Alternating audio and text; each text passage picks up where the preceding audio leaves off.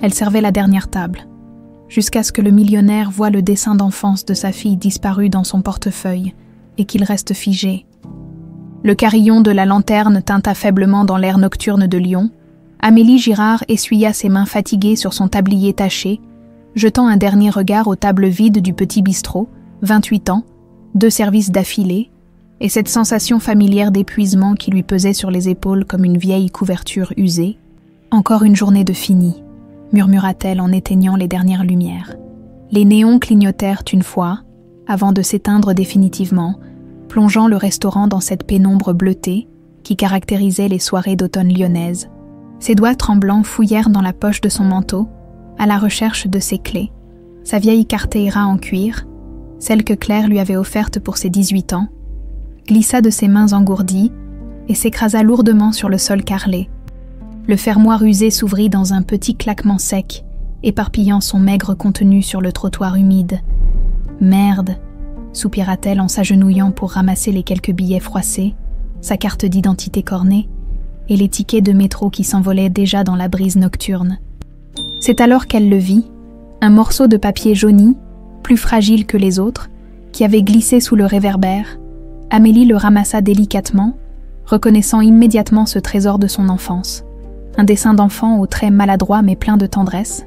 Une petite fille souriante, tenant la main d'un homme en costume sombre. Les mots « Papa et moi » étaient griffonnés en lettres tremblantes au crayon de couleur rouge délavé. « Excusez-moi, mademoiselle ». La voix grave la fit sursauter. Elle leva les yeux vers un homme d'une 50aine d'années, élégamment vêtu d'un manteau en cachemire noir. Ses cheveux grisonnants étaient parfaitement coiffés, mais ses yeux portaient une tristesse si profonde qu'Amélie en fut troublée. « Monsieur ». Elle se releva lentement, serrant instinctivement le dessin contre sa poitrine. Louis de Montclair fixa le bout de papier dans ses mains, et le monde sembla s'arrêter autour de lui. 20 ans, 20 longues années à chercher, à espérer, à pleurer en silence chaque 15 novembre, jour anniversaire de la disparition de sa petite Noémie.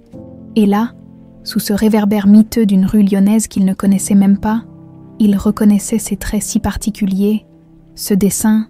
Sa voix se brisa légèrement. « Puis-je le voir ?» Amélie hésita. Il y avait quelque chose dans le regard de cet inconnu, une intensité qui la mettait mal à l'aise. Pourtant, elle ne percevait aucune menace dans sa demande, plutôt une supplique muette. « Il est à moi depuis toujours », dit-elle prudemment. « Ma mère me disait que je l'avais avec moi quand je suis arrivée à l'orphelinat. » Les jambes de Louis manquèrent de se dérober sous lui. Il dut s'appuyer contre la vitrine du bistrot pour ne pas tomber. « L'orphelinat » répéta-t-il dans un souffle. « Quand ? Quel âge aviez-vous ? » 9 ans, en novembre 2005. Amélie fronça les sourcils, inquiète de voir cet homme si distingué devenir livide. « Monsieur, ça va ? Vous voulez que j'appelle quelqu'un ?» Louis secoua la tête, les larmes aux yeux. Novembre 2005, exactement 1 mois après la disparition de Noémie, il tendit une main tremblante vers le dessin. « S'il vous plaît, juste une seconde. » Amélie lui tendit le papier jauni. Observant avec fascination la transformation qui s'opérait sur le visage de l'étranger, il retournait délicatement le dessin, cherchant quelque chose au dos. Ses doigts s'arrêtèrent sur une petite inscription presque effacée.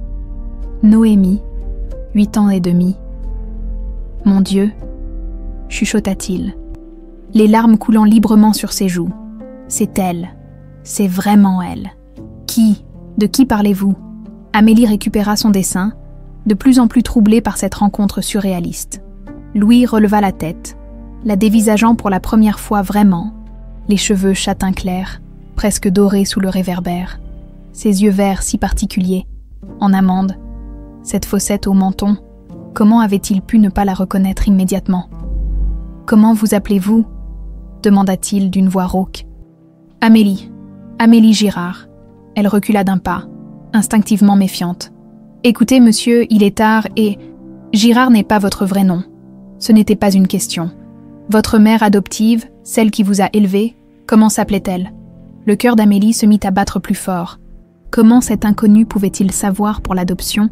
Elle n'en parlait jamais, gardant ce secret comme une blessure intime. « Claire Beaumont » avoua-t-elle finalement. « Elle est morte il y a 5 ans. Cancer. » Louis ferma les yeux, assemblant mentalement les pièces du puzzle. Une femme qui avait recueilli une fillette traumatisée en novembre 2005. Une enfant qui possédait un dessin de sa fille disparue. Mademoiselle Girard, Amélie. Il prononça son prénom avec une douceur infinie. Je crois que nous devons parler. Longuement.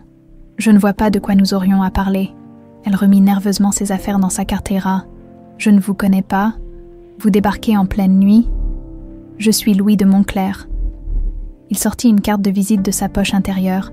Et il y a 20 ans, j'ai perdu ma fille unique. Elle s'appelait Noémie. Elle avait 8 ans et demi quand elle a disparu. Et elle dessinait exactement comme ça. Amélie fixa la carte entre ses doigts. Montclair Construction, lisait-on en lettres dorées sur fond noir.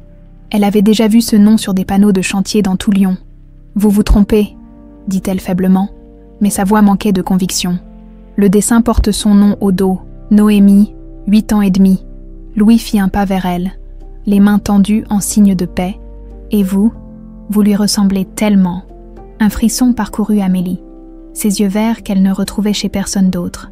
Cette fossette au menton que Claire disait si particulière. Et puis ces cauchemars récurrents, ces fragments de souvenirs qui ressurgissaient parfois. Une grande maison, un jardin avec des rosiers, un homme en costume qui la faisait tournoyer dans ses bras. Non, murmura-t-elle en reculant encore. C'est impossible.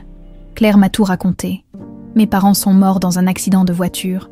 Elle m'a sauvée, elle m'a élevée. Claire Beaumont vous a menti. Les mots tombèrent comme des pierres dans la nuit froide. Ou plutôt, elle vous a protégée. Le monde d'Amélie vacilla. Toutes ces années où Claire évitait ses questions sur le passé. Ces silences lourds quand elle demandait des détails sur l'accident et cette cicatrice à la tempe qu'elle disait venir de sa chute lors du crash, mais qui avait toujours eu cette forme si nette, si précise. « Je dois rentrer chez moi », balbutia-t-elle en s'éloignant vers l'arrêt de bus. Louis la suivit à distance respectueuse. « Amélie, attendez, je comprends que ce soit un choc, mais... » Un choc. Elle se retourna brusquement, le visage baigné de larmes. « Vous débarquez dans ma vie en prétendant que tout ce que je croyais savoir sur moi est faux. Que ma mère, la seule personne qui m'ait jamais vraiment aimée, m'a menti pendant 20 ans. Elle vous aimait, ça, j'en suis certain. » Louis s'arrêta, respectant sa détresse. « Mais demain, quand vous serez calmée, accepterez-vous de me revoir, de m'écouter vraiment ?» Amélie essuya ses larmes d'un revers de manche. Au fond d'elle, une petite voix lui chuchotait que cet homme disait la vérité, cette ressemblance troublante, cette émotion sincère dans ses yeux, et surtout, cette sensation étrange de déjà-vu qui l'envahissait en le regardant. « Je travaille ici tous les jours, » dit-elle finalement. « Si vous voulez vraiment parler, revenez demain soir à la fermeture. » Le bus arriva dans un grondement de moteur diesel. Amélie y monta sans se retourner, laissant Louis seul sous le réverbère, serrant entre ses doigts la carte de visite qu'elle avait laissée tomber. Pour la première fois depuis 20 ans, Louis de Montclair ressentit quelque chose qu'il avait cru à jamais perdu. L'espoir, le lendemain matin, Louis de Montclair se tenait devant la façade austère d'un immeuble haussmannien du 8e arrondissement de Paris. La plaque dorée à côté de l'entrée indiquait simplement « André Valois, enquête privée. 20 ans plus tôt, André avait dirigé l'enquête officielle sur la disparition de Noémie. Aujourd'hui, Louis espérait qu'il accepterait de rouvrir ce dossier qui lui avait brisé le cœur. Louis, André Valois ouvrit la porte de son bureau. Ses cheveux désormais entièrement blancs, mais ses yeux toujours aussi perçants. « Ça fait un bail, tu as l'air différent. » Louis s'installa dans le fauteuil en cuir face au bureau encombré de dossiers. « J'ai peut-être retrouvé Noémie, André. » Le détective s'immobilisa, sa tasse de café à mi-chemin entre ses lèvres, et la soucoupe, dans le silence qui suivit, on n'entendait que le tic-tac régulier de l'horloge ancienne accrochée au mur. « Louis, on en a déjà parlé. Ces fausses pistes, ces espoirs déçus. Ça te détruit à petit feu. Cette fois, c'est différent. » Louis sortit son téléphone, montrant la photo qu'il avait prise discrètement du dessin d'Amélie. « Regarde ça, regarde bien. » André ajusta ses lunettes. Scrutant l'écran, son visage se décomposa lentement. « Putain !» souffla-t-il. « C'est exactement son style, cette façon de dessiner les yeux, ses petites mains. Il y a son prénom au dos, Noémie, 8 ans et demi. » Louis rangea son téléphone. Les mains tremblantes. « La fille qui le possède s'appelle Amélie Girard, 28 ans, adoptée à 9 ans en novembre 2005 par une certaine Claire Beaumont. Elle travaille dans un bistrot à Lyon. André se leva d'un bond, arpentant son bureau comme un lion en cage. « Claire Beaumont, ça ne me dit rien, mais si c'est vraiment Noémie… » Il s'arrêta net, fixant Louis intensément. « Tu l'as vue, elle lui ressemble. Comme 2 gouttes d'eau, les mêmes yeux, la même fossette au menton. André, j'en suis certain. C'est ma fille. » Le détective retourna s'asseoir, sortant déjà un carnet de notes. « Raconte-moi tout, depuis le début. » Pendant que Louis relatait sa rencontre avec Amélie, celle-ci se réveillait dans son petit studio de la Croix-Rousse. Elle avait à peine dormi. Tournant et retournant les paroles de cet homme dans sa tête, Louis de Montclair, ce nom résonnait étrangement, comme un écho lointain qu'elle n'arrivait pas à saisir. Elle se dirigea vers la petite commode où elle gardait ses rares souvenirs d'enfance. Au fond du tiroir, enveloppée dans un tissu bleu délavé, se trouvait une boîte métallique qui avait contenu des biscuits. Claire la lui avait donnée pour ranger ses trésors. Amélie l'ouvrit délicatement. À l'intérieur, quelques photos jaunies, un bracelet d'enfant en perles colorées et une lettre pliée en 4 qu'elle n'avait jamais eu le courage d'ouvrir. Claire la lui avait remise juste avant sa mort. « Quand tu te sentiras prête à connaître la vérité, ma chérie, mais seulement quand tu seras prête. » Ses doigts effleurèrent l'enveloppe. Était-elle prête maintenant? Un flashback surgit soudain, violent et inattendu. Elle avait 5 ou 6 ans, courait dans un immense jardin rempli de rosiers blancs. Une voix d'homme l'appelait. « Noémie, ma petite princesse, viens voir papa. » Elle se retournait, riant aux éclats, se jetant dans les bras d'un homme aux cheveux sombres qui la faisait tournoyer. « Non, » murmura-t-elle en secouant la tête. « C'est impossible. » Mais le souvenir était si net, si précis, et cet homme, ressemblait-il à Louis de Montclair? À Paris, André raccrochait après plusieurs appels. « J'ai contacté mes sources à Lyon », annonça-t-il à Louis. « Claire Beaumont a bien existé, déclarée morte il y a 5 ans, cancer du pancréas, mais voilà le truc bizarre. Aucune trace d'elle avant 2005, comme si elle était apparue de nulle part cette année-là. Qu'est-ce que tu veux dire? Pas de casier judiciaire, pas d'historique de crédit, aucun emploi déclaré avant novembre 2005, et devine quand elle a adopté officiellement Amélie, le 20 novembre 2005, soit exactement 1 mois après la disparition de Noémie. » Louis sentit son cœur s'emballer. Les pièces du puzzle commençaient à s'assembler. « Il faut que j'en sache plus sur cette Claire Beaumont. Laisse-moi faire. » André était déjà en train de noter des noms sur son carnet. « J'ai encore des contacts dans la police. On va éplucher sa vie dans les moindres détails. » De retour à Lyon, Amélie tentait tant bien que mal de se concentrer sur son travail au bistrot, mais chaque client aux cheveux grisonnants la faisait sursauter. Chaque éclat de rire d'enfant dans la rue réveillait des échos douloureux dans sa mémoire. « Ça va pas, ma belle », s'inquiéta Margot, la cuisinière quinquagénaire qui travaillait à la lanterne depuis 15 ans. « T'as l'air ailleurs depuis ce matin ? » ?»« C'est rien, juste fatiguée. » Amélie essuya machinalement un verre déjà propre. « Margot, tu te souviens de Claire, ma mère adoptive ? Bien sûr, une femme adorable, pourquoi ? Elle te parlait jamais du passé, d'avant mon adoption ?» Margot fronça les sourcils, posant sa louche pour observer Amélie plus attentivement. « Maintenant que tu le dis, non, jamais. Elle avait toujours l'air de changer de sujet quand ça arrivait sur le tapis. » Elle s'essuya les mains sur son tablier. « Pourquoi ces questions ?» Amélie hésita, puis décida de faire confiance à cette femme qui l'avait vue grandir. « Hier soir, un homme m'a abordé. Il prétend que je suis sa fille disparue. » « Quoi ?» Margot faillit renverser sa casserole. « Mais c'est n'importe quoi. Claire t'a tout expliqué.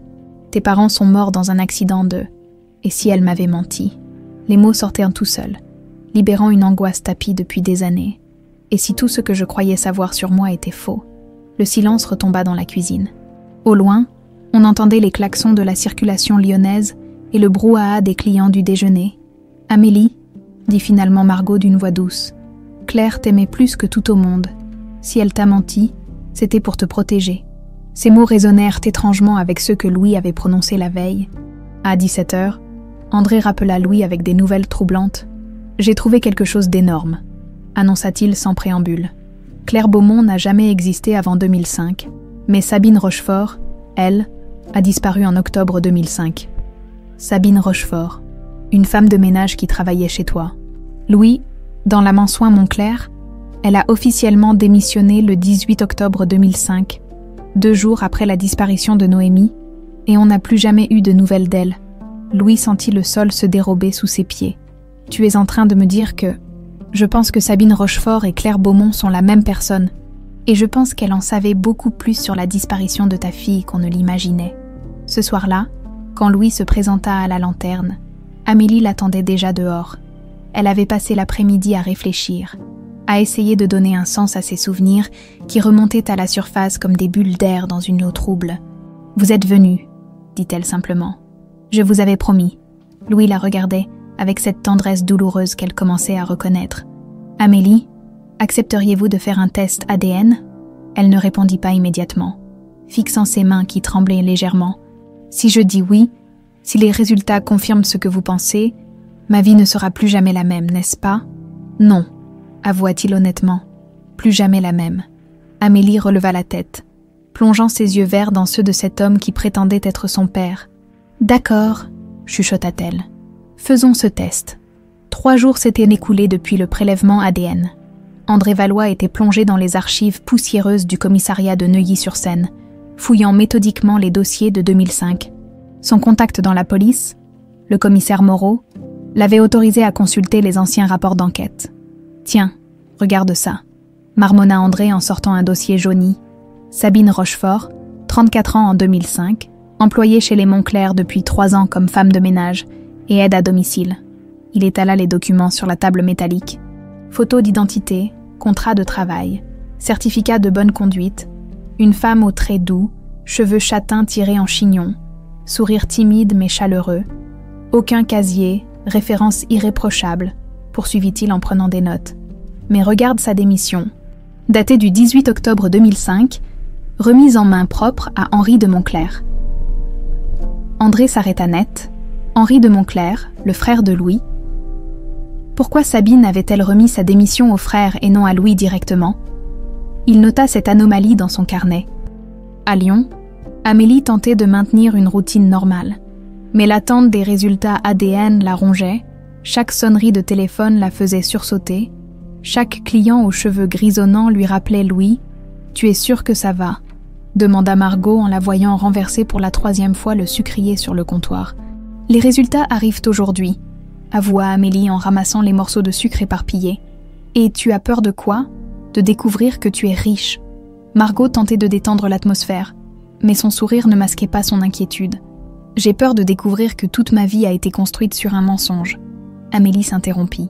Observant par la vitrine un homme élégant qui descendait d'une Mercedes noire, grand, distingué, des cheveux grisonnants impeccablement coiffés, il ressemblait à Louis, en version plus froide.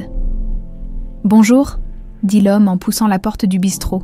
« Je cherche mademoiselle Amélie Girard. »« C'est moi. » Amélie s'approcha prudemment, troublée par ce regard perçant qui semblait la jauger. « Henri de Montclair ?» Il tendit une main manucurée. « Le frère de Louis.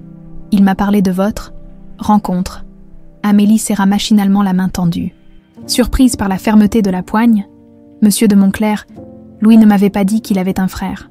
Nous préférons rester discrets sur nos affaires de famille. » Henri s'installa à une table près de la fenêtre, commandant d'un geste un café. « Mon frère traverse une période difficile depuis. L'anniversaire, il s'accroche parfois à des espoirs irréalistes. » Le ton était poli mais condescendant. Amélie sentit instinctivement ses défenses se dresser. « Vous pensez que je mens.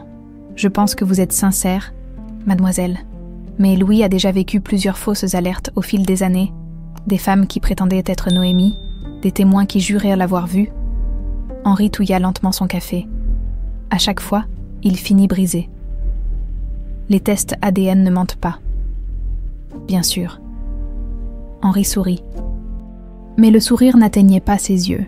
J'espère simplement que vous réalisez la responsabilité que cela représente, la fortune Montclair, l'empire familial. Tout cela pourrait vous revenir si vous êtes vraiment Noémie. Il y avait quelque chose de dérangeant dans sa façon de prononcer « si », comme s'il doutait profondément de cette possibilité ou comme s'il en avait peur. « Je ne cherche pas d'argent », répliqua Amélie sèchement. « Bien sûr que non. » Henri finit son café et déposa un billet de 20 € sur la table. « Mais permettez-moi un conseil. Si les résultats sont positifs, méfiez-vous des gens qui voudront profiter de votre nouvelle situation. Le monde des riches attire les prédateurs. Il se leva, ajustant les plis de son manteau Burberry. Et mademoiselle, si vous êtes vraiment ma nièce, sachez que je serai ravie de vous accueillir dans la famille. Après son départ, Amélie resta troublée. Quelque chose dans l'attitude d'Henri ne collait pas. Cette façon de parler de Louis comme d'un homme fragile, ses allusions aux faux espoirs. Et pourquoi avait-elle eu l'impression qu'il l'étudiait comme un spécimen de laboratoire?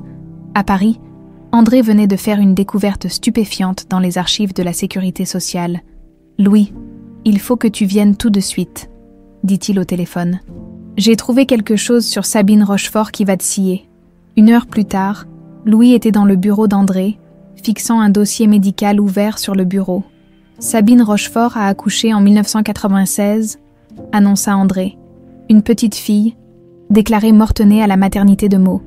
Et alors, regarde la date de naissance de cet enfant. » André pointa du doigt une ligne du dossier.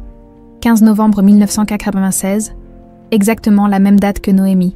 Louis sentit son sang se glacer dans ses veines. « Tu es en train de me dire que Sabine Rochefort avait perdu sa fille le jour même où naissait la tienne. Pense-y, Louis, une femme qui avait perdu son enfant, qui travaillait dans ta maison, qui s'occupait de Noémie tous les jours. » André marqua une pause dramatique. « Et qui a disparu exactement au moment où ta fille a été enlevée. » Les pièces du puzzle commençaient à s'assembler dans l'esprit de Louis. Une employée de maison qui avait accès à tous les recoins de la propriété, qui connaissait les habitudes de la famille, qui savait exactement quand et comment agir. Mais pourquoi, si elle aimait Noémie comme sa propre fille, pourquoi l'enlever? Peut-être qu'elle ne l'a pas enlevée, suggéra André. Peut-être qu'elle l'a sauvée. Le téléphone d'André sonna à cet instant. Il décrocha, écouta quelques secondes, puis tendit le combiné à Louis, le laboratoire. Les résultats ADN. Louis prit le téléphone d'une main tremblante. « Monsieur de Montclair, docteur Leroy du laboratoire biomédical de Paris, nous avons les résultats de votre test de paternité. » Le silence sembla s'éterniser. André observait le visage de Louis, guettant la moindre expression. « Les marqueurs génétiques correspondent à 99,97%. Mademoiselle Girard est bien votre fille biologique. » Louis s'effondra dans le fauteuil, le téléphone glissant de ses mains. 20 ans de recherche, d'espoir déçu, de nuits blanches, et sa petite Noémie était là, vivante, à quelques heures de train. « Louis ?» André ramassa le téléphone. « Louis, ça va ?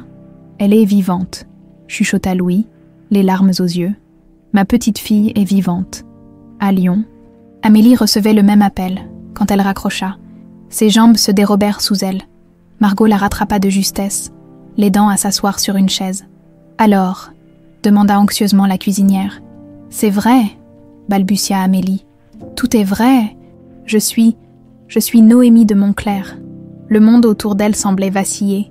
Noémie, elle s'appelait Noémie toute sa vie. Elle avait été Amélie Girard, la petite orpheline élevée par une ancienne religieuse dans un quartier populaire de Lyon. « Et maintenant, Claire ?» murmura-t-elle soudain. « Pourquoi Claire m'a-t-elle menti ? Pourquoi m'avoir fait croire que mes parents étaient dos morts ?» Margot la serra dans ses bras, sentant le tremblement qui parcourait le corps frêle de la jeune femme. « Je ne sais pas, ma puce, mais je suis sûre qu'elle avait ses raisons. » Ce soir-là, Henri de Montclair était dans son bureau de la tour Montclair, contemplant les lumières de Paris par la baie vitrée. Son téléphone sonna, il décrocha sans regarder l'écran. « Les résultats sont positifs », dit une voix qu'il connaissait bien. Henri ferma les yeux, serrant le poing. « Tu en es certain ?» 99,97% de correspondance. Cette fille est bien la fille de Louis. Merde. Henri se passa une main dans les cheveux. Après 20 ans, qu'est-ce qu'on fait? Henri resta silencieux quelques instants, calculant les implications. Si Noémie était vraiment vivante, si Louis la reconnaissait officiellement, tout l'héritage familial qui lui revenait depuis 20 ans, tout l'empire qu'il avait bâti sur la disparition de sa nièce. « On surveille », dit-il finalement. Et on attend de voir ce que Louis compte faire. Il raccrocha et composa aussitôt un autre numéro. « Louis, j'ai appris pour les résultats. Toutes mes félicitations. Grand frère, tu as enfin retrouvé ta fille. » Sa voix était parfaitement chaleureuse, teintée d'émotions fraternelles, mais ses yeux restaient froids comme l'acier. 15 octobre 2005. Manoir Montclair, Neuilly-sur-Seine, Sabine Rochefort ajustait les derniers plis de la nappe dans la grande salle à manger. Ce soir, Louis de Montclerc recevait ses associés pour célébrer la signature d'un contrat majeur avec la mairie de Paris. L'argenterie brillait sous les lustres en cristal, et l'odeur des roses blanches fraîchement coupées embaumait la pièce. Sabine.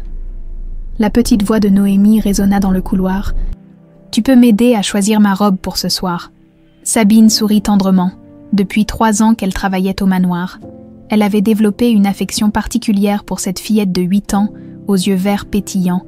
Noémie lui rappelait douloureusement sa propre fille, celle qu'elle avait perdue 9 ans plus tôt dans cette chambre d'hôpital froide de Meaux. « Bien sûr, ma puce. Allons voir ça. » Dans la chambre de Noémie, décorée de roses et de dentelles, Sabine aida la fillette à enfiler une robe bleu marine ornée de petits nœuds blancs. L'enfant babillait joyeusement, racontant sa journée d'école, ses dessins, ses projets pour le week-end. « Papa dit qu'il m'emmènera voir les chevaux dimanche, » annonça fièrement Noémie en tournoyant devant le miroir. « Tu viendras avec nous, Sabine. On verra. » « Ma chérie, ça dépendra du travail. » En réalité, Sabine savait qu'elle ne serait pas invitée. Elle n'était que la domestique, même si Louis se montrait toujours respectueux avec elle. Mais cette barrière invisible entre les classes existait, immuable. « Noémie !» La voix de Louis résonna dans le hall. « Les invités arrivent, ma princesse. » La fillette dévala l'escalier. Sabine sur ses talons, dans le grand salon. Une dizaine d'hommes en costume sombre discutaient affaires en sirotant du champagne. Louis présenta fièrement sa fille aux invités, qui la complimentèrent poliment avant de reprendre leur conversation d'adultes. Henri de Montclerc arriva en retard, comme toujours, plus jeune de 3 ans que Louis. Il avait ce charme froid et calculateur qui mettait Sabine mal à l'aise. Il embrassa distraitement sa nièce et se dirigea vers le bar. « Sabine !» appela-t-il. « Un whisky, sans glace. » Elle s'exécuta, remarquant la tension inhabituelle dans les épaules d'Henri. Il parlait à voix basse avec un homme qu'elle ne reconnaissait pas. Un colosse aux traits épais qui détonnait parmi les invités élégants. La soirée se déroula normalement jusqu'à 22h. Noémie, fatiguée, était montée se coucher après avoir embrassé son père. Sabine terminait de débarrasser la cuisine quand elle entendit des éclats de voix venant du bureau de Louis. « Tu n'avais pas le droit », criait Henri. « Cette entreprise appartient autant à moi qu'à toi. J'ai tous les droits, Henri. Je suis l'aîné, et c'est moi qui dirige Montclerc Construction. » Sabine s'approcha discrètement, inquiète de cette dispute inhabituelle entre les 2 frères. Par l'entrebâillement de la porte, elle voyait Louis debout derrière son bureau, Henri face à lui, le visage rouge de colère. « Et ce Nouveau Testament ?» poursuivit Henri. « Tu lègues tout à une gamine de 8 ans. Noémie est ma fille et mon unique héritière. C'est naturel. Et moi, qu'est-ce qui m'arrive si tu meurs demain ? Je me retrouve avec une pension de misère et l'obligation de rendre des comptes à une enfant. » Louis soupira, visiblement fatigué de cette conversation. « Henri, tu as ta propre société d'architecture. Tu n'as pas besoin de... ma société. Tu veux rire, quelques pavillons de banlieue pendant que toi, tu construis des gratte-ciel. » Sabine recula, embarrassée d'assister à cette scène familiale. Elle retourna à la cuisine, mais les voix continuaient de résonner dans le couloir. Puis, soudain, le silence. 1 heure plus tard, alors qu'elle rangeait les derniers verres, Sabine aperçut Henri dans le jardin. Il parlait au téléphone, arpentant nerveusement l'allée de gravier. Curieuse, elle entr'ouvrit la fenêtre. « Oui, c'est décidé. Demain soir, pendant qu'ils seront au théâtre, la petite sera seule avec la gouvernante. Oui, je sais le risque, mais je n'ai pas le choix. » Le sang de Sabine se glaça. Henri parlait-il de Noémie? Elle tendit l'oreille, mais il avait raccroché et rentrait dans la maison. Le lendemain soir, Louis et sa compagne du moment partirent pour l'Opéra de Paris. Madame Dubois, la gouvernante septuagénaire, avait préparé le dîner de Noémie et l'avait couchée avant de s'installer devant sa télévision. Comme chaque samedi soir, Sabine était restée exceptionnellement tard pour terminer le repassage. Vers 21h, elle entendit une voiture se garer dans l'allée. Henri en descendit, accompagné de 2 hommes qu'elle ne connaissait pas. L'un d'eux était le colosse aperçu la veille. Son instinct lui cria de se cacher. Elle éteignit rapidement les lumières de la buanderie et se glissa dans l'office adjacent, d'où elle pouvait observer le hall d'entrée. Henri ouvrit silencieusement la porte avec sa clé, les 3 hommes entrèrent.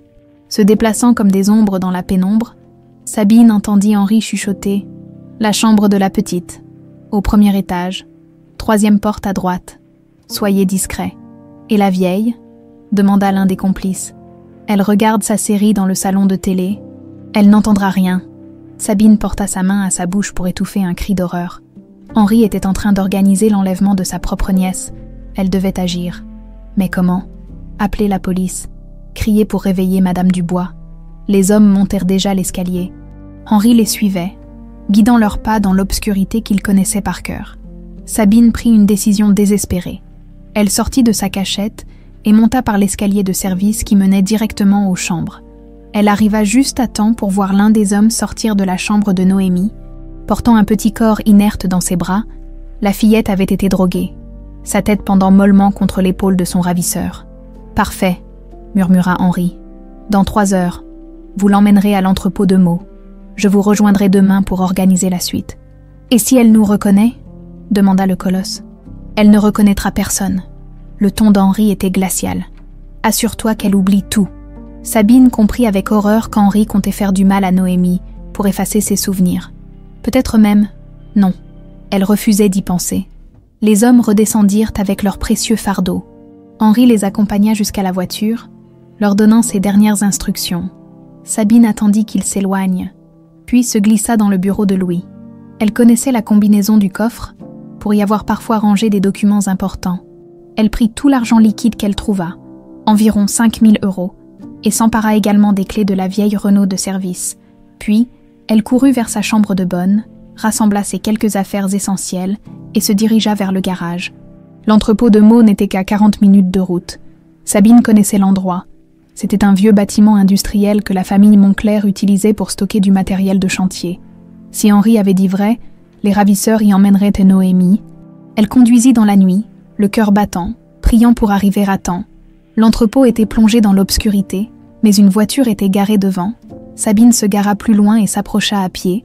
Par une fenêtre cassée, elle aperçut une lumière au fond du bâtiment. Elle contourna le bâtiment, trouvant une porte latérale entr'ouverte. À l'intérieur, les 2 hommes discutaient en fumant. Noémie allongée inconsciente sur un matelas de fortune. « Le patron a dit 3 heures, » disait l'un d'eux. « On a le temps de boire un coup en ville. Et la gosse, elle bougera pas. » J'ai doublé la dose. Ils sortirent, laissant Noémie seule. Sabine attendit que leur voiture s'éloigne avant de se précipiter vers l'enfant. Noémie respirait, mais son pouls était faible. Sabine la prit délicatement dans ses bras et l'emmena vers sa voiture. Pendant le trajet vers Lyon, Noémie reprit partiellement conscience. Gémissant et appelant son papa, Sabine lui parlait doucement, tentant de la rassurer. Mais elle savait qu'elle venait de franchir un point de non-retour. Elle ne pouvait pas ramener Noémie chez Louis. Henri la tuerait. Et elle avec. Elle ne pouvait pas non plus alerter la police sans preuve, qui croirait qu'Henri de Moncler, respecté homme d'affaires, avait organisé l'enlèvement de sa propre nièce. À Lyon, Sabine loua un petit appartement avec l'argent volé. Elle changea d'identité, devenant Claire Beaumont, grâce à de faux papiers achetés dans les bas-fonds de la ville. Noémie, traumatisée par la drogue et l'enlèvement, avait développé une amnésie partielle. Elle ne se souvenait plus de son nom, ni de sa famille. « Comment tu t'appelles, ma chérie ?»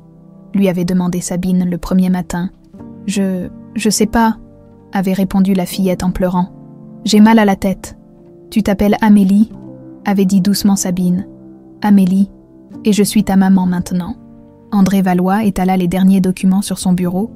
Créant une chronologie détaillée des événements d'octobre 2005, les pièces du puzzle s'assemblaient enfin, révélant un tableau terrifiant de manipulation et de trahison familiale. « Regarde ça, Louis », dit-il en pointant une série de virements bancaires. 3 paiements de 50 000 € chacun, effectués par Henri entre septembre et novembre 2005, destination, des comptes offshore aux îles Caïmans. Louis examina les documents, le visage livide, les dates correspondaient parfaitement, un paiement avant l'enlèvement, un autre le lendemain de la disparition de Noémie, et le dernier 1 mois plus tard. Henri payait les ravisseurs, murmura-t-il, la voix brisée. « Mon propre frère, il a vendu ma fille. » Mais pourquoi, Louis? Qu'est-ce qu'Henri avait à gagner?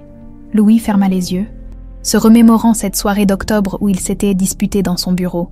Le testament, j'avais modifié mon testament quelques jours avant l'enlèvement, léguant tout à Noémie. Henri était fou de rage. Il marqua une pause, la culpabilité l'envahissant. Si Noémie disparaissait, si elle était présumée morte, l'héritage me revenait. Et à ma mort, Henri héritait de tout. Sauf que Sabine a déjoué ses plans, compléta André. Elle a sauvé Noémie et a disparu avec elle. Le téléphone sonna. Interrompant leur réflexion, André décrocha, écouta quelques instants, puis tendit le combiné à Louis. « C'est Amélie, elle veut te parler. » À Lyon.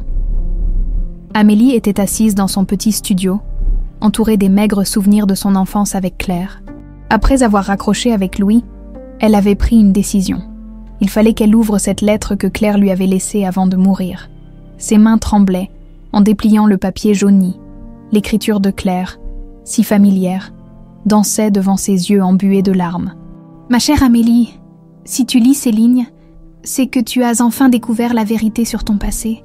Je sais que tu m'en veux probablement de t'avoir menti pendant toutes ces années, mais j'espère qu'un jour tu comprendras que tout ce que j'ai fait, je l'ai fait par amour. Ton vrai nom est Noémie de Montclair. Tu es née le 15 novembre 1996, fille unique de Louis de Montclair. Je n'étais que la femme de ménage dans votre magnifique maison de Neuilly, mais je t'aimais comme si tu étais ma propre fille, la fille que j'avais perdue 9 ans plus tôt. Née le même jour que toi, le 16 octobre 2005, j'ai assisté à quelque chose de terrible. Henri de Montclair, le frère de ton père, t'a fait enlever par des hommes dangereux. Ils voulaient te faire du mal. Peut-être même, je n'ose pas l'écrire, j'ai tout risqué pour te sauver. Je t'ai emmené loin de ce danger, et j'ai créé une nouvelle identité pour nous deux.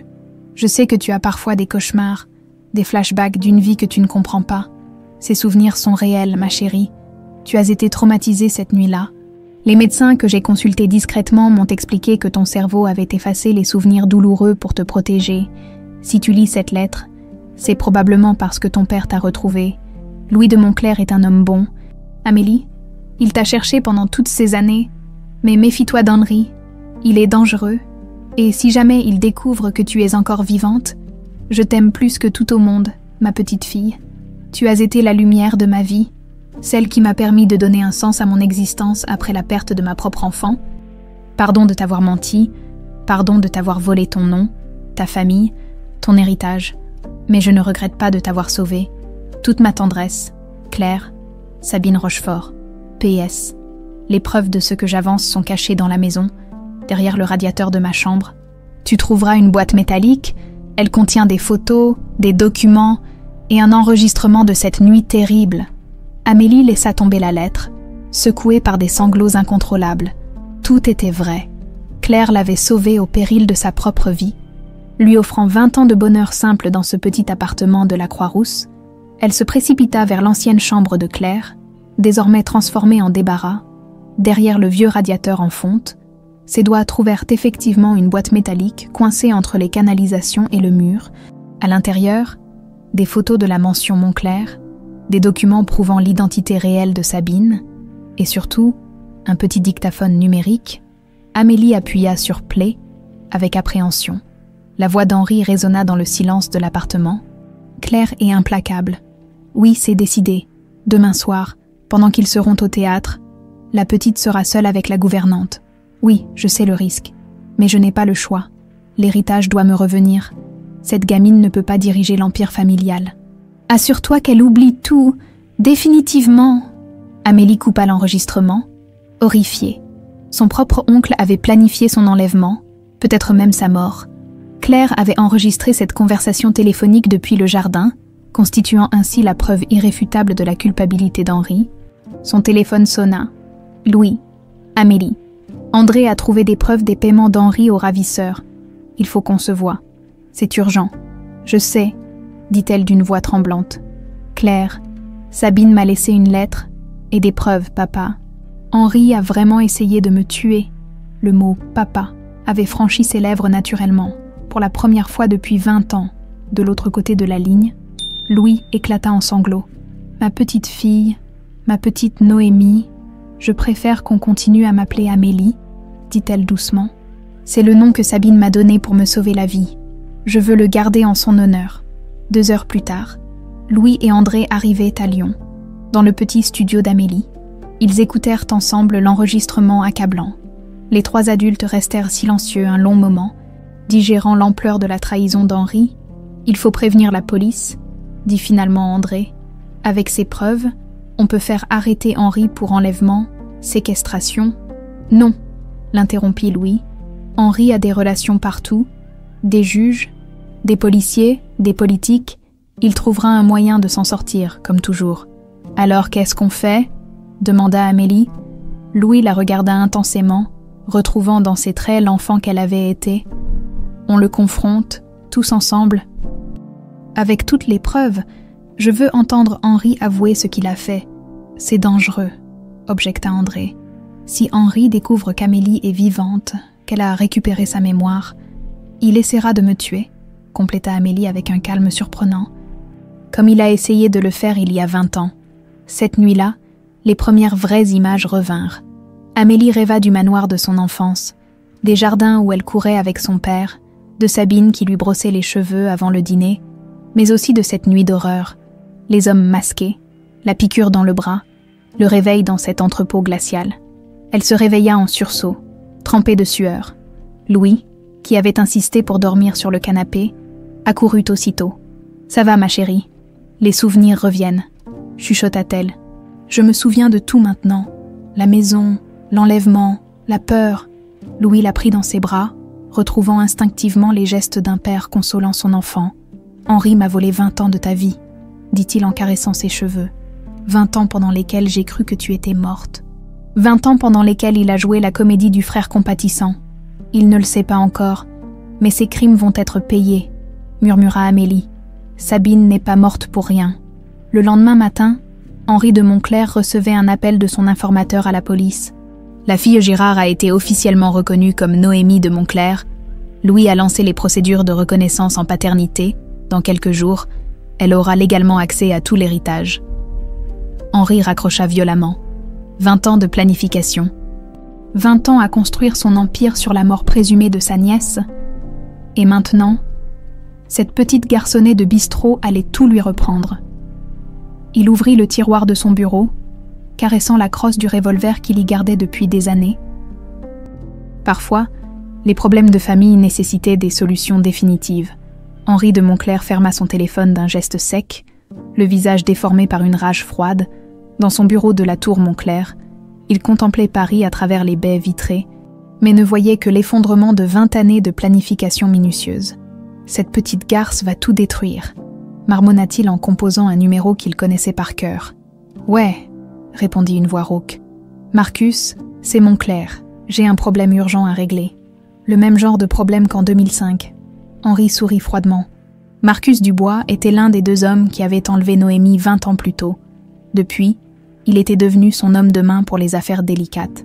Exactement le même genre. La petite fille que vous aviez, récupérée, elle n'était pas morte finalement. Un silence pesant s'installa à l'autre bout de la ligne. « Putain, elle se souvient de nous. Je ne sais pas encore. Mais elle ne doit pas avoir l'occasion de parler. Tu comprends? Où elle est? Lyon, elle travaille dans un bistrot qui s'appelle La Lanterne.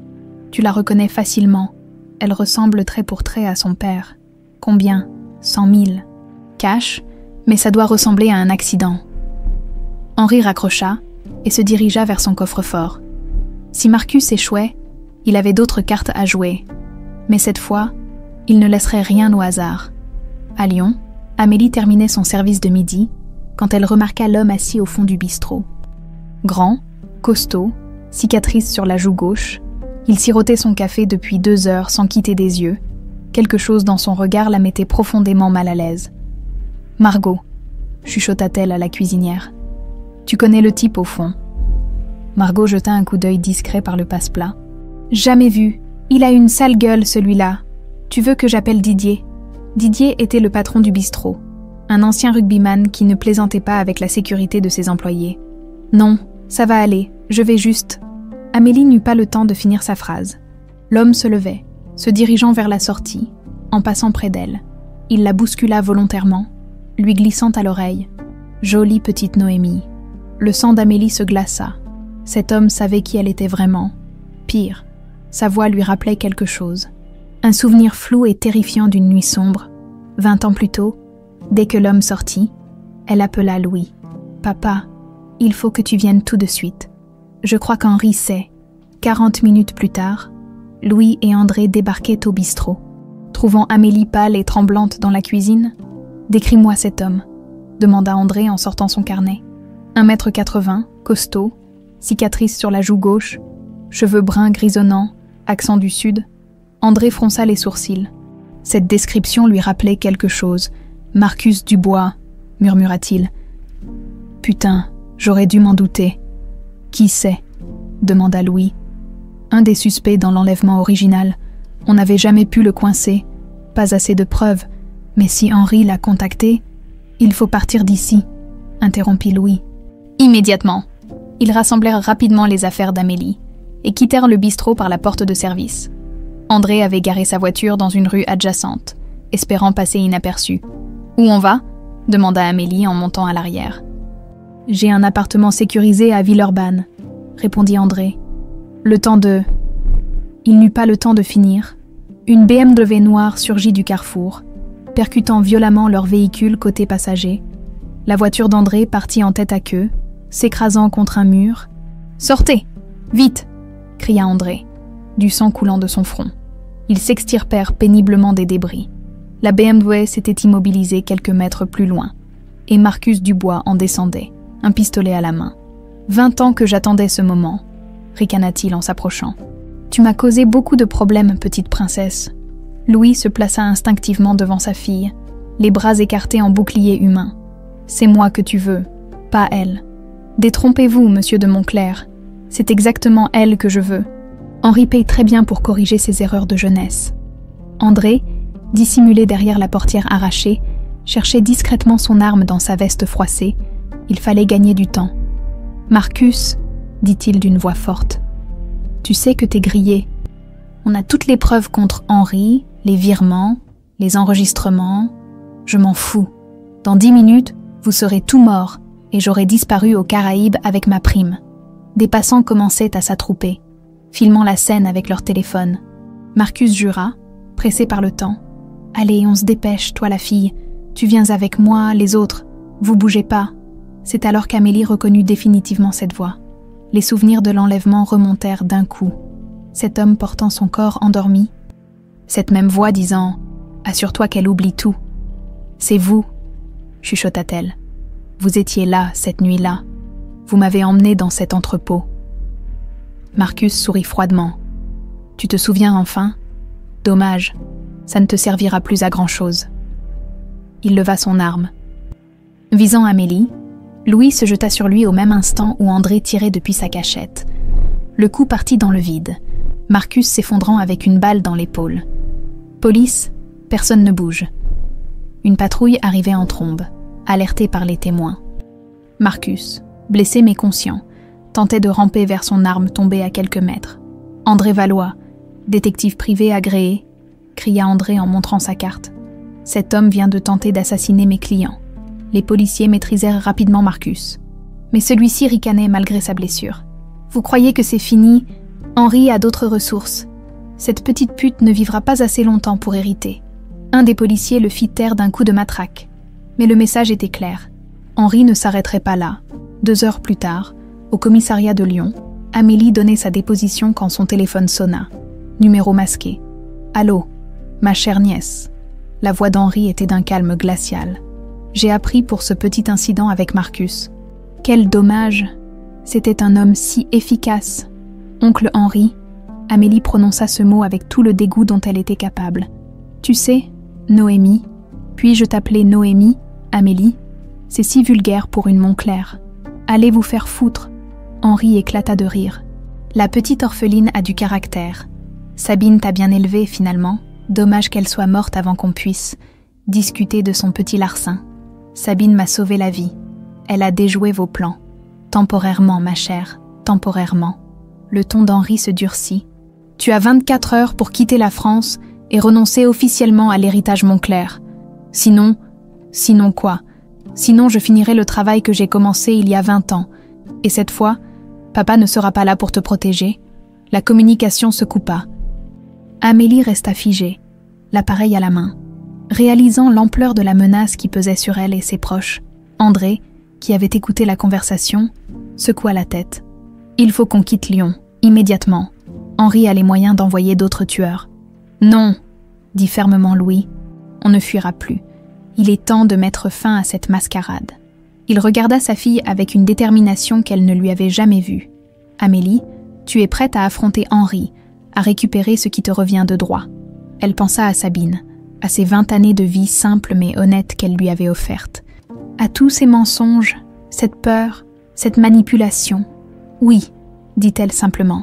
« Il est temps qu'Henri paye pour ses crimes. » André les regarda tous les deux, reconnaissant dans leurs yeux la même détermination inflexible. « Alors on va avoir besoin d'un plan et de beaucoup de chance. » Dehors, la nuit tombait sur Lyon, et quelque part dans cette ville, d'autres hommes de main d'Henri préparaient peut-être déjà leur prochain mouvement. La guerre entre les Montclair venait officiellement de commencer. Le coffre-fort de la Banque centrale de Lyon s'ouvrit dans un cliquetis métallique. André Valois tendit la clé numéro 4177821 au employé, ses mains encore tremblantes de l'attentat de la veille. Louis et Amélie l'accompagnaient, escortés discrètement par 2 policiers en civil que le commissaire Moreau avait mis à leur disposition. « Vous êtes sûr que c'est ici ?» demanda Louis à voix basse. André ne se trompait jamais sur ce genre de détails, répondit André en sortant un coffret métallique du compartiment sécurisé. Il m'avait dit avant de mourir, les preuves sont dans le coffre. Banque centrale, compte 4177821. Ils s'installèrent dans un petit salon privé de la banque. André posa délicatement le coffret sur la table, comme s'il manipulait une bombe. À l'intérieur, des documents soigneusement classés témoignaient de 20 années d'enquête minutieuse. « Mon Dieu !» murmura Louis en découvrant le premier dossier. André a tout gardé. Des photos de surveillance montraient Henri rencontrant Marcus Dubois dans divers lieux de Paris. Des relevés bancaires détaillés traçaient les virements suspects vers les comptes offshore. Mais surtout, une série d'enregistrements audio, numérotés et datés. « Écoute ça », dit André en insérant le premier CD dans un lecteur portable. La voix d'Henri résonna dans le silence feutré du salon. « Le problème avec Noémie, c'est qu'elle grandit. Dans 10 ans, elle sera majeure et Louis lui confiera la direction de l'entreprise, tu imagines, une gamine de 18 ans à la tête d'un empire de plusieurs milliards. Et alors, répondait une voix inconnue, alors il faut que cela ne se produise jamais. Louise est trop sentimentale, il ne voit pas les risques. Moi, je pense à l'avenir de la famille. » Amélie sentit son sang se glacer. Henri planifiait sa mort depuis qu'elle était enfant. « Ce salaud !» souffla Louis, les poings serrés. Il me parlait de protéger Noémie pendant qu'il organisait sa disparition. André passa au 2e enregistrement, daté de septembre 2005. Les préparatifs avancent bien. Marcus a trouvé l'entrepôt parfait à Meaux, isolé, discret. Le 16 octobre, Louis sera à l'opéra avec sa nouvelle maîtresse. La vieille gouvernante regardera sa télé comme chaque samedi. Ce sera parfait. Et après, Noémie disparaît. Définitivement.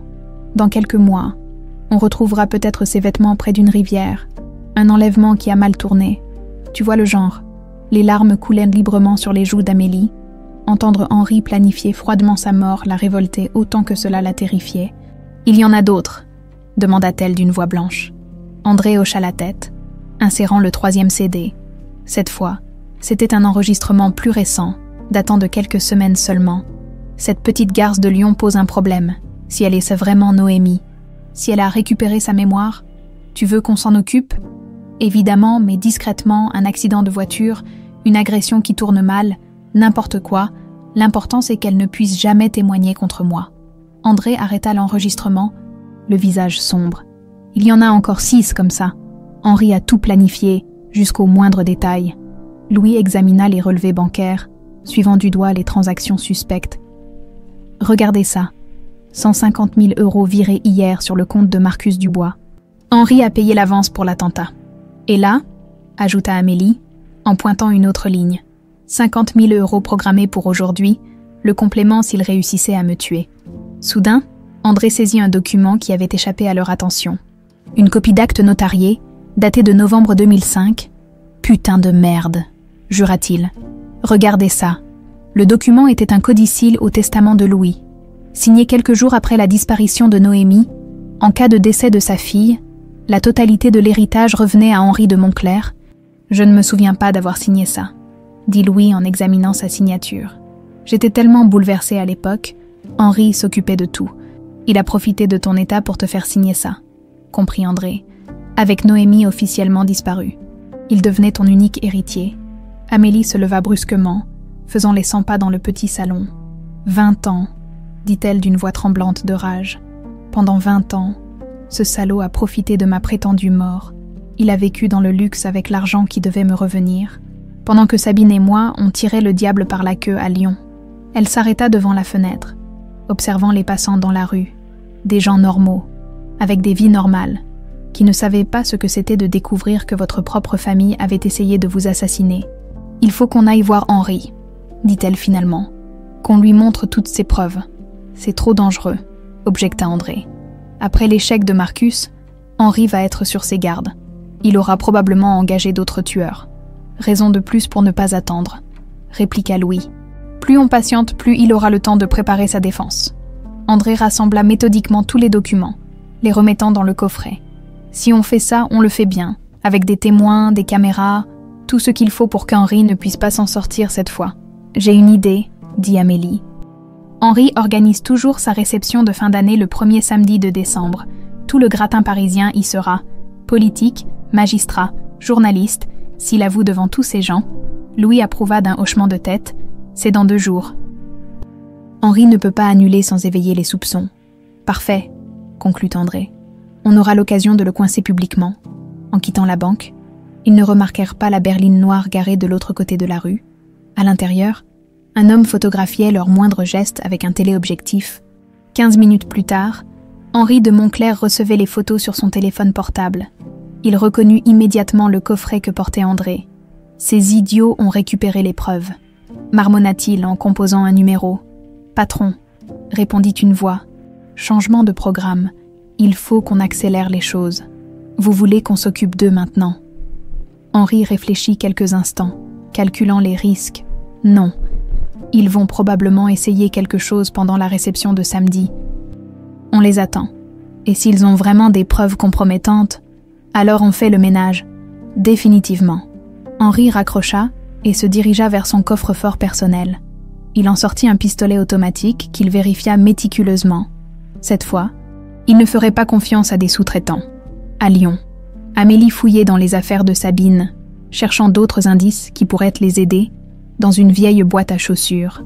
Elle découvrit des lettres jamais envoyées, toutes adressées à Louis. Elle en ouvrit une au hasard, datée de 2010. « Monsieur de Montclair, chaque jour je pense à vous dire la vérité.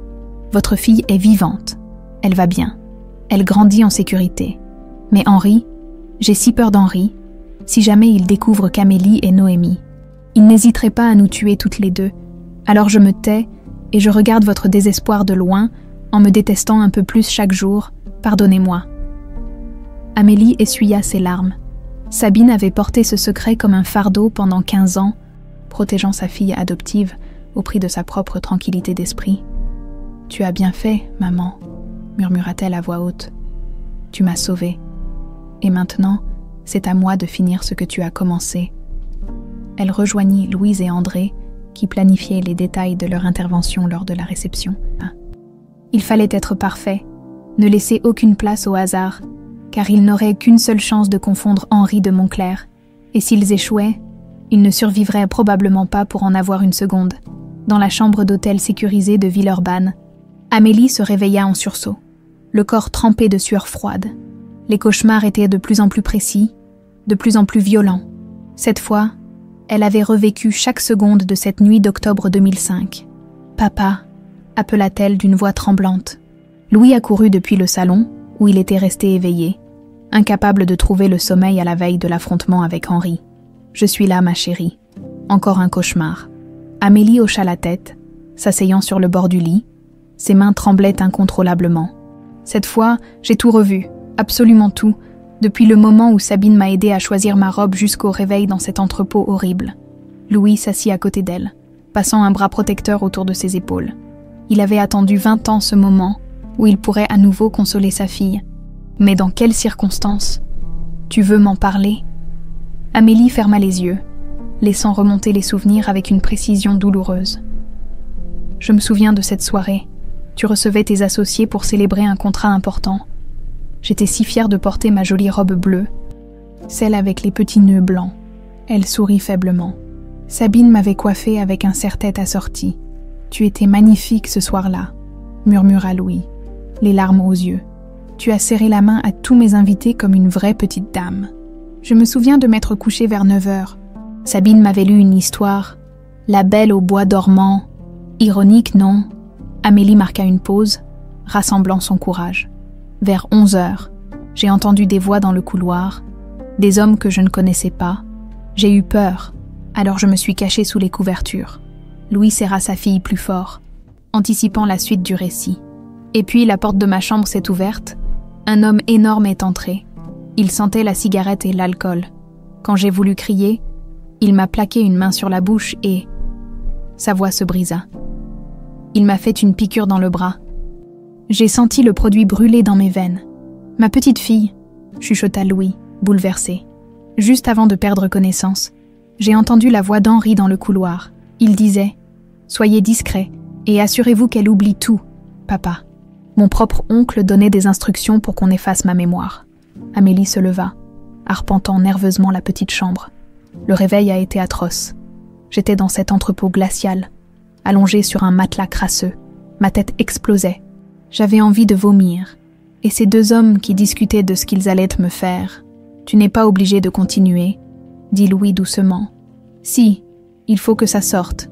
Pendant 20 ans, ces souvenirs ont pourri dans un coin de ma tête. » Elle s'arrêta devant la fenêtre.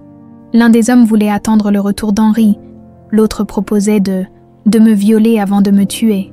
Ils se disputaient quand Sabine est arrivée.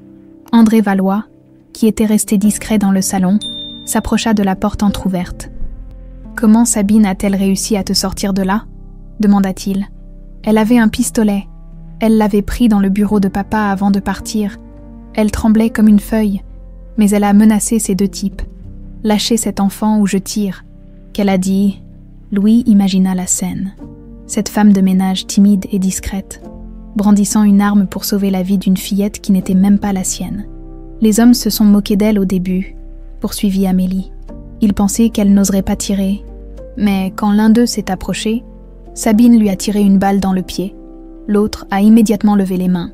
Sabine était plus courageuse que je ne l'imaginais, murmura André. Elle m'a prise dans ses bras et on est sortis en courant. J'étais encore sous l'effet de la drogue. Tout tournait autour de moi. Dans la voiture, elle pleurait en conduisant, répétant sans arrêt « Pardon ma petite, pardon de t'emmener loin de ton papa ». Amélie retourna s'asseoir près de Louis, posant sa tête sur son épaule. Pendant le trajet vers Lyon, j'ai commencé à oublier, pas tout d'un coup, mais par fragments, d'abord ton visage qui devenait flou, puis notre maison qui se transformait en images déconnectées. C'était comme si quelqu'un effaçait mes souvenirs un par un.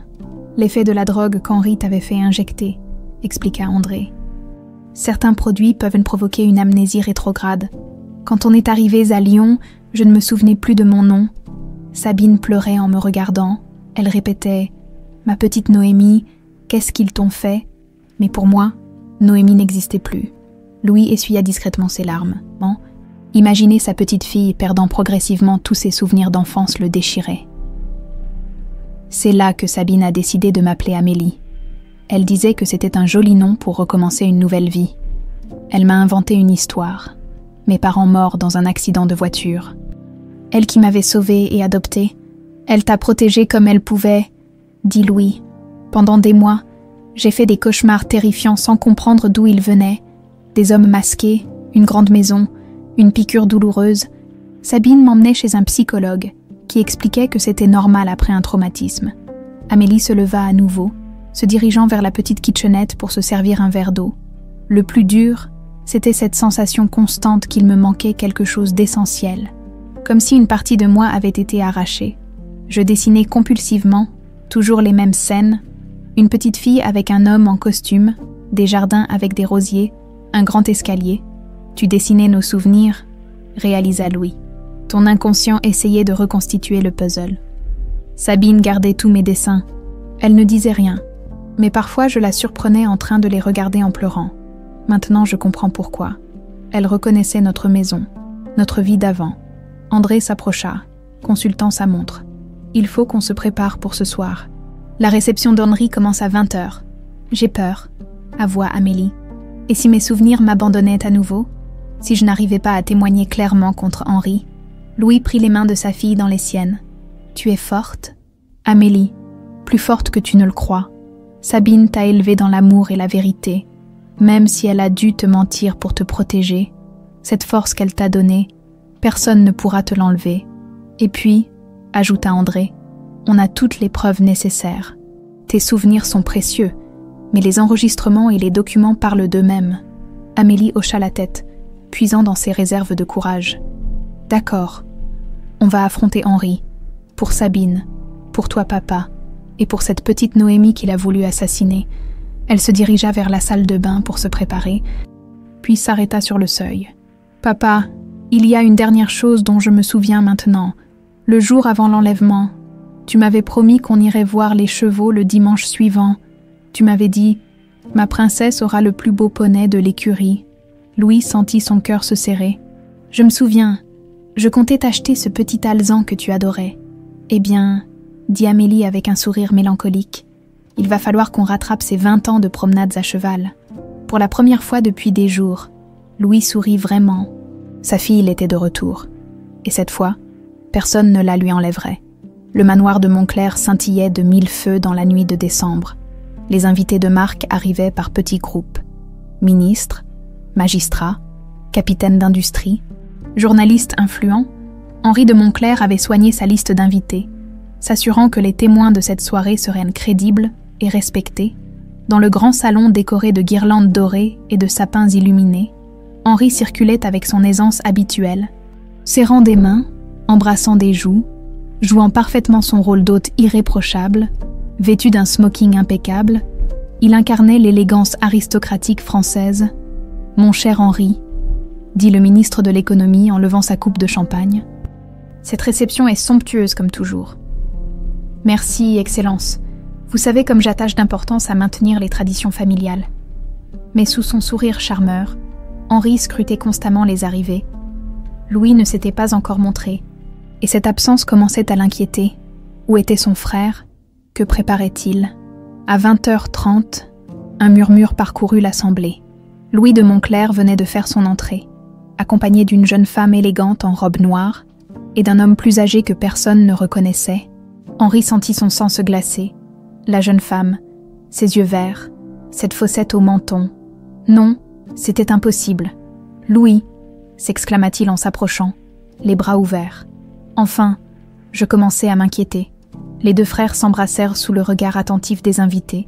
Mais Henri murmura à l'oreille de Louis, « Qu'est-ce que tu fous ici avec elle ?»« Je te présente ma fille, » répondit Louis d'une voix claire qui porta dans tout le salon. « Noémie de Montclair. » Un silence stupéfait s'abattit sur l'assemblée.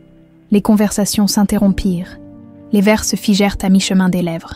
Le nom de Noémie de Montclair était connu de tous, la fillette disparue 20 ans plus tôt, dont l'enlèvement avait défrayé la chronique. « Louis, tu es fou », chuchota Henri, tentant de maintenir son sourire de façade. « Cette jeune femme n'est pas... »« Si », l'interrompit Amélie d'une voix ferme. « Je suis Noémie de Montclair, et j'ai des choses très intéressantes à raconter sur mon enlèvement. » Henri blêmit, mais garda sa contenance. « Ma chère enfant, je comprends que vous vouliez vous faire passer pour ma nièce disparue.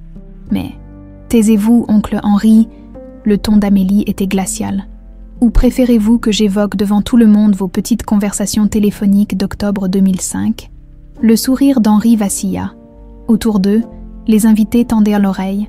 Sentant qu'un drame familial était sur le point d'éclater, André Valois s'avança discrètement, portant un petit magnétophone qu'il posa sur la table centrale du salon. « Mesdames et messieurs, » annonça Louis d'une voix forte, « je vous demande quelques minutes d'attention. Il est temps que la vérité sur la disparition de ma fille soit enfin révélée. Louis, arrête ces folies, » tenta Henri, mais sa voix tremblait légèrement. « Non, Henri, 20 ans de mensonges, c'est suffisant. » André appuya sur le bouton « Play ». La voix d'Henri emplit le salon silencieux. Le problème avec Noémie, c'est qu'elle grandit, dans 10 ans, elle sera majeure et Louis lui confiera la direction de l'entreprise. Tu imagines, une gamine de 18 ans à la tête d'un empire de plusieurs milliards. Des exclamations de surprise fusèrent dans l'assistance. Henri devint livide. Ces enregistrements sont des faux, de la manipulation technologique. André passa au deuxième enregistrement. Les préparatifs avancent bien. Marcus a trouvé l'entrepôt parfait à Meaux, isolé, discret, le 16 octobre. Louis sera à l'opéra avec sa nouvelle maîtresse. « Mon Dieu, Henri !» murmura le ministre, horrifié. « Vous avez vraiment organisé l'enlèvement de votre propre nièce. »« C'est un complot !» cria Henri, perdant son sang-froid. « Ils veulent ma perte. » Amélie s'avança, le regardant droit dans les yeux. « Voulez-vous que je raconte à tous ces gens comment vous m'avez fait droguer par vos sbires? Comment vous vouliez qu'ils effacent à ma mémoire avant de me tuer? Tu n'étais pas censé survivre. » lâcha Henri dans un moment d'égarement. Un silence de mort s'abattit sur le salon. Henri réalisa immédiatement sa bévue. Mais il était trop tard.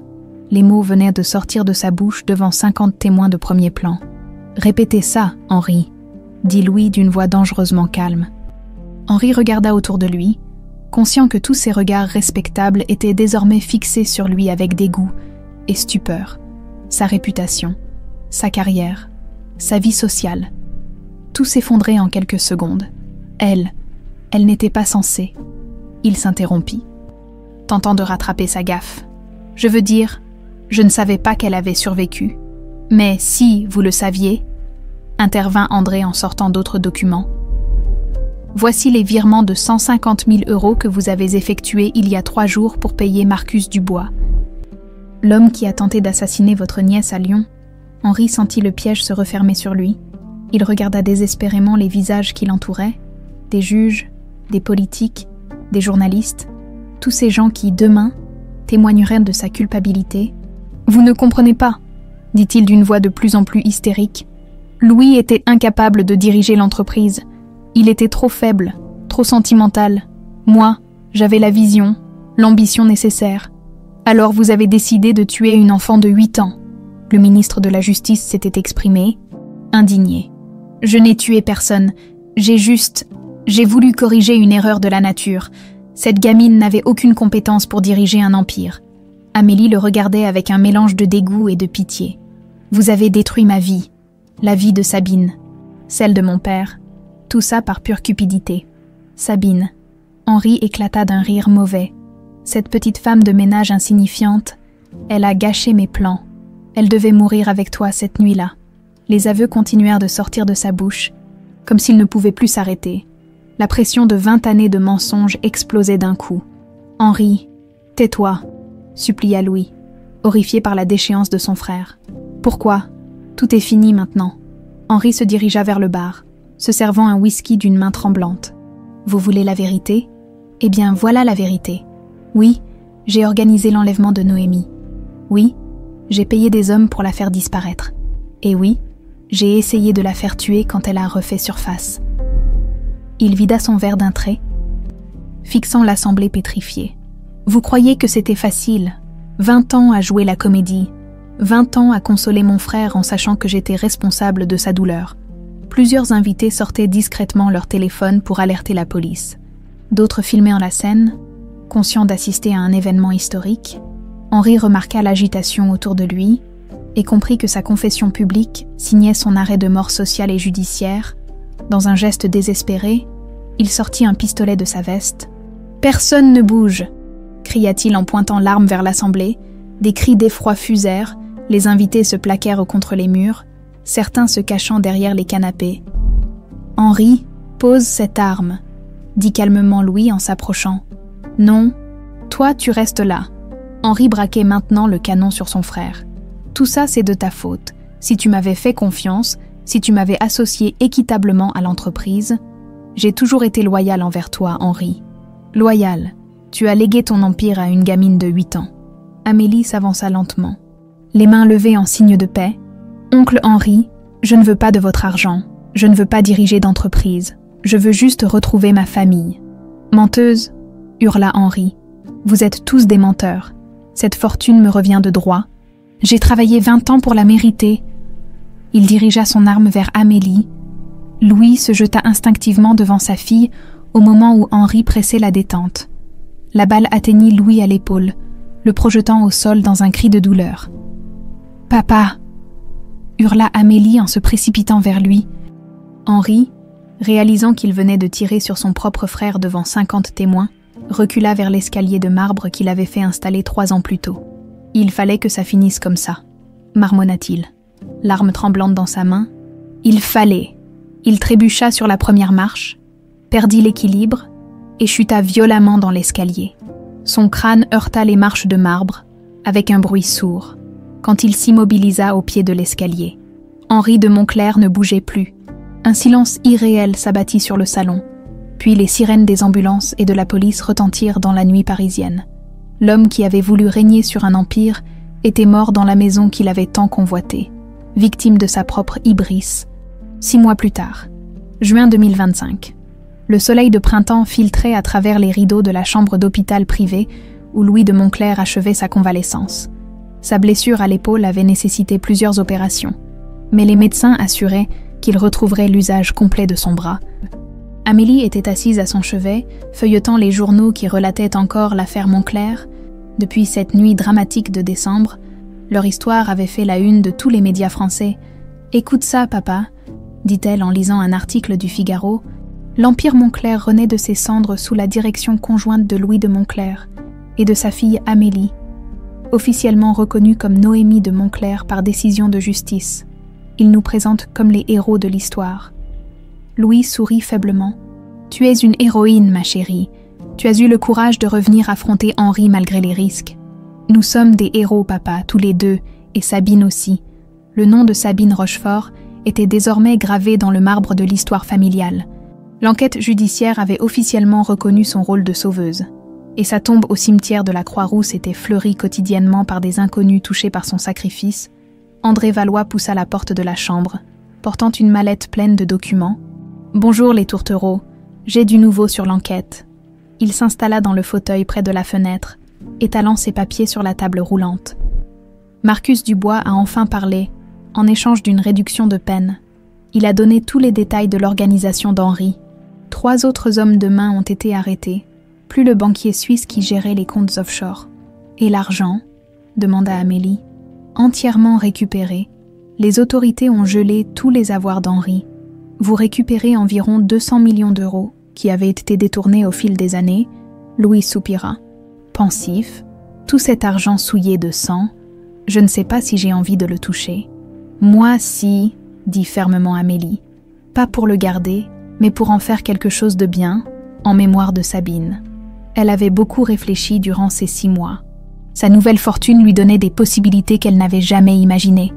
Mais elle ne voulait pas reproduire les erreurs de sa famille biologique. « J'ai pris une décision, papa. Je veux créer une fondation pour les enfants disparus. La fondation Sabine Rochefort. » Louis la regarda avec une fierté immense. « C'est une magnifique idée. André sera le directeur si tu acceptes, » continua Amélie. « Tu as passé ta vie à retrouver des gens. Maintenant, tu pourrais le faire pour aider d'autres familles. » André sourit, ému par cette proposition. « J'accepte, mais à une condition, que la fondation aide aussi les femmes qui, comme Sabine, prennent des risques pour protéger des enfants en danger. » Marché conclu, Dr Rousseau, le chirurgien de Louis, entra pour sa visite quotidienne. Après avoir examiné la cicatrisation, il hocha la tête avec satisfaction. « Parfait, monsieur de Montclair. Vous pouvez sortir dès demain, mais attention aux efforts physiques pendant encore quelques semaines. » Quand le médecin repartit, Louis prit la main de sa fille. « Amélie, il faut qu'on parle de ton avenir. Tu es officiellement l'héritière de l'Empire Montclair.